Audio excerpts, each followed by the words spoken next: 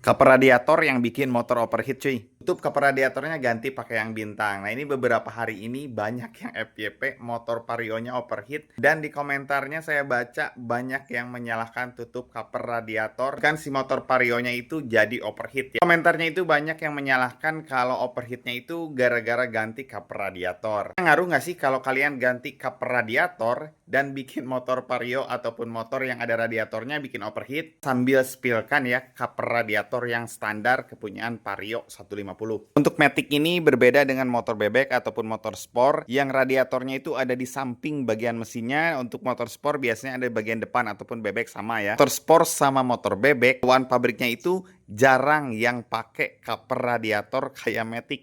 Jadi walaupun disimpan di depan, dia jarang pakai yang cover radiator. Nah, kenapa untuk motor Matic dia pakai cover radiator? Jadi fungsinya cover radiator ini selain pelindung kisi-kisi dari radiator kalian, fungsinya ini adalah air skop di radiator kalian. Nah, kisi-kisi ini menjadi air skop karena untuk radiator Matic ya, kebanyakan Matic dia tidak terhembus langsung ataupun tertiup langsung dari angin seperti motor sport ataupun motor bebek. Untuk motor Matic disimpannya di bagian kanan mesin dan tidak tertiup langsung oleh angin. Dan untuk mendinginkan radiatornya ini, teknisnya itu dibantu oleh kipas yang ada di belakang radiator. Bisa menarik angin ataupun menyedot angin dari kisi-kisi ini ya. Selain dia menjadi cover radiator, dia juga menjadi air skop. Udara yang lewat sini itu bisa lebih lancar daripada kalian nggak pakai cover radiator yang bawaan standar. Nah terus gimana kalau yang cover radiatornya udah diganti pakai yang variasi ataupun aftermarket? Nah sebenarnya secara teknis itu bisa mengurangi derasnya udara yang masuk ke bagian mesin dan mendinginkan radiator kalian. Apalagi modelnya itu yang tertutup, yang tebal-tebal, itu jelas bisa mengurangi aliran udara yang masuk ke radiator kalian dan bisa mengurangi pendinginan di radiator kalian.